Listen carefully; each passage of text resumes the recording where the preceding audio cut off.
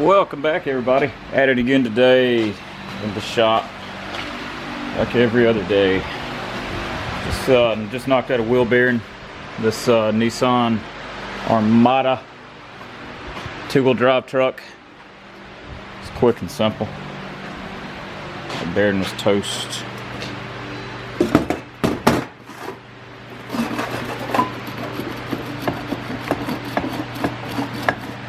She was bad.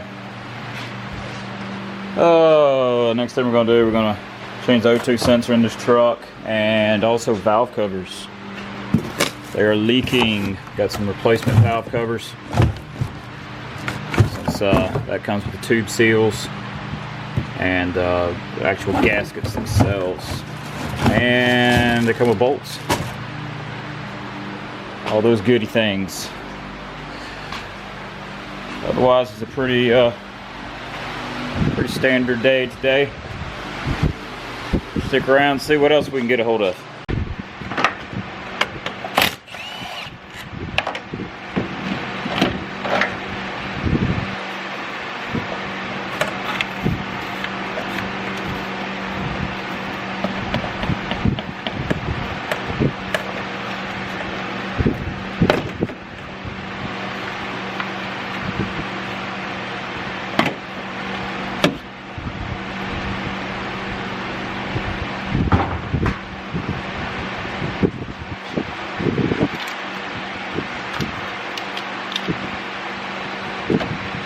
If we get a few things done.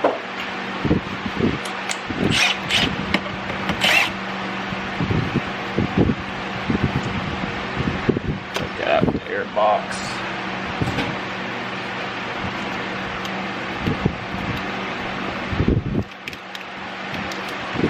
Yeah, everybody needs to let me know what you'd like to see. What type of video you'd like to see. Kind of just bouncing around to see what most people enjoy watching. I know a lot of this stuff's slow paced. People don't like to sit there and watch longer videos.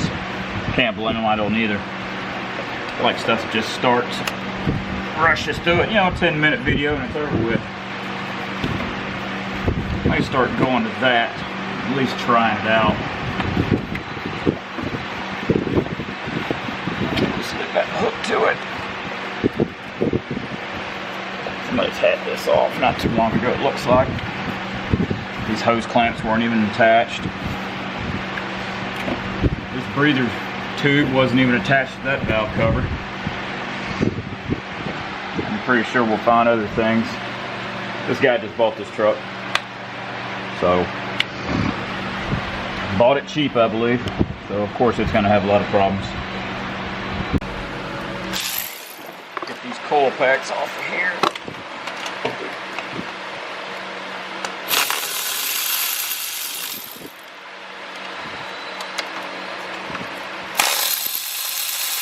These are pretty easy to do. Not too much you have to get out of the way.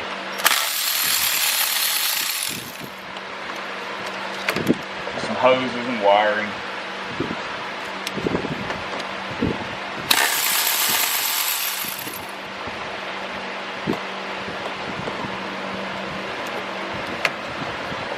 Bad at all. I suspect it needs to be leaking inside. That one's dry.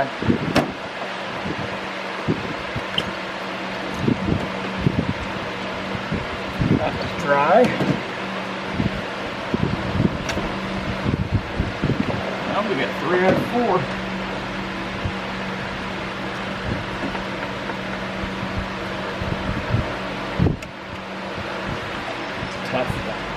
She's tight back there.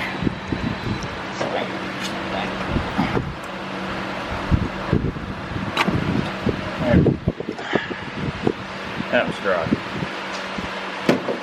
At least the tube seals were okay, but outside gasket, it's pouring oil all over the place, especially at the back of the motor. It's also leaking from the cam sensor on the back of the driver's side cylinder head. The O-ring that goes around it, it's leaking from that too. But I'll end up changing that also. I wiped it down a little bit. It's not too bad inside. A little baked on carbon in places. You know, just from not changing oil long periods of time without changing oil. But that's about it. Anytime you buy anything used, you have no clue what kind of maintenance was done on it, besides just taking somebody's word for it. And guess what? People lie.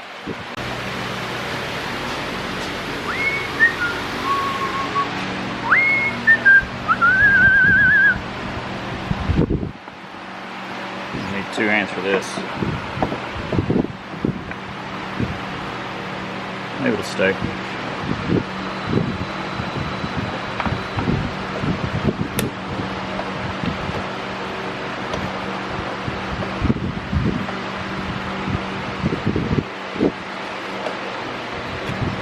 Double check, make sure the gasket is still on the bottom of the valve cover, which it is.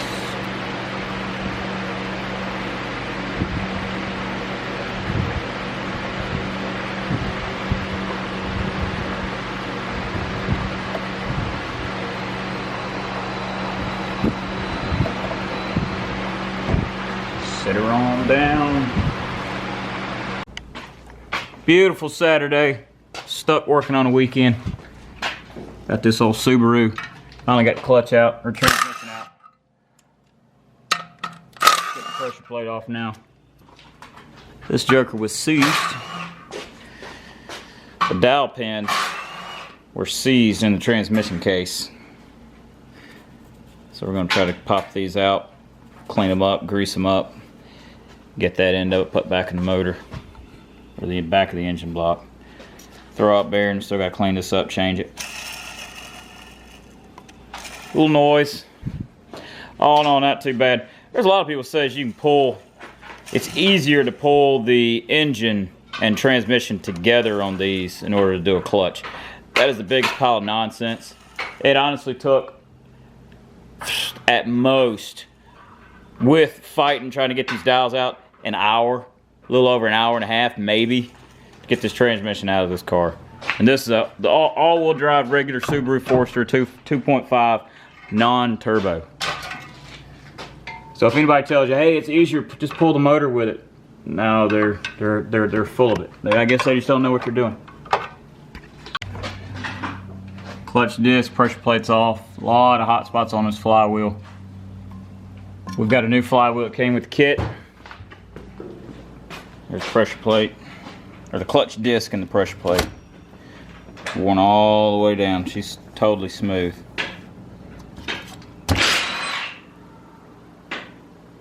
Totally smooth. Very hot piece of clutch. All in there. Got a new one. Ready to go in here in a few minutes.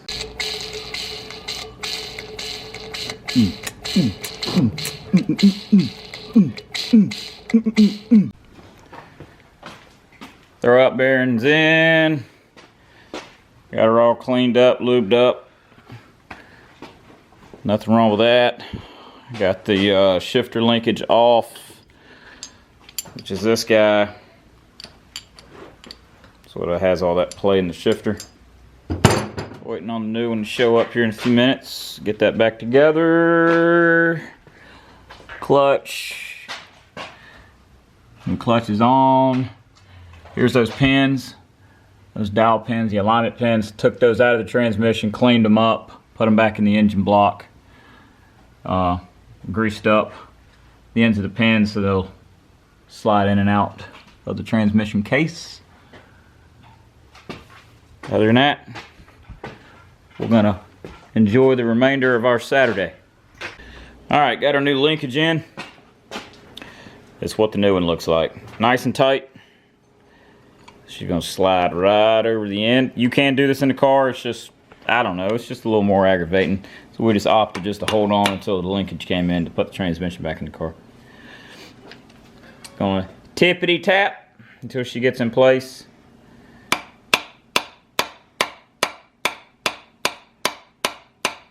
That is it. That's all it's going to take. You have two of them that goes in place. You have the larger one, then you're going to have a smaller one that's going. It's going to go on the inside. That's going to hold her in place. Easy peasy. And in transmission's gonna go.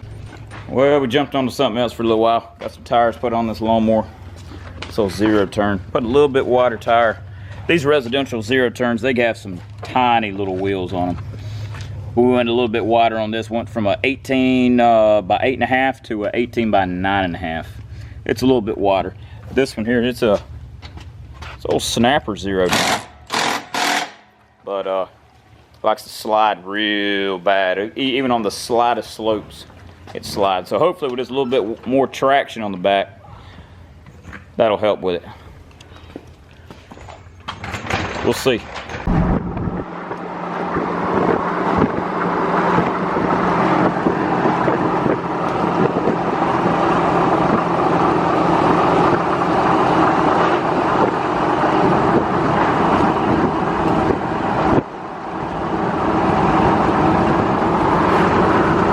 Jeep's riding good. Running good, baby. This thing, night and day different. Night and day different. Good power, sounds awesome. Can't complain at all. Hell yeah.